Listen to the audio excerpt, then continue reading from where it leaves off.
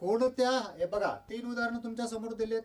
50चा वर्ग वजा 49चा वर्ग, 35चा वर्ग वजा 33चा वर्ग आणि 34चा वर्ग वजा 32चा वर्ग.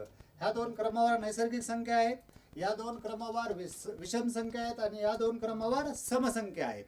हे तिन्ही उदाहरणं आपल्याला एका सूत्रावरून सोडवता येतील. ते सूत्र म्हणजे ए वर्ग वजा बी वर्ग.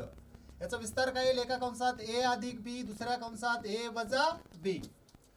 या उदाहरणामध्ये मला काय म्हणता येईल? हे जर उदाहरण याच्यामध्ये ठेवलं तर याची वजाबाकी किती होईल? 1 होईल. म्हणून आपल्याला काय म्हणता येईल? कोणत्याही 2 क्रमवार नैसर्गिक संख्येच्या वर्गातील फरक त्यांच्या बेरजे एवढा असतो.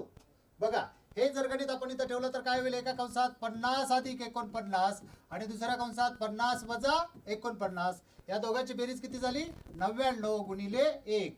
उत्तर काय आलं? 99. म्हणून आपल्याला काय म्हणता येईल? कोणत्याही 2 क्रमवार नैसर्गिक संख्येच्या वर्गातील फरक त्याच्या बेरजे एवढा असतो. इकडे आपण पाहिलं एका कंसात काय येईल? 35 अधिक 33 आणि दुसऱ्या कंसात काय येईल? 35 वजा 33. म्हणजे या दोघांची बेरीज किती येईल? 68 आणि हा फरक किती येईल? 2. 8 दोन्ही 16, 6 दोन्ही 12 ने 13.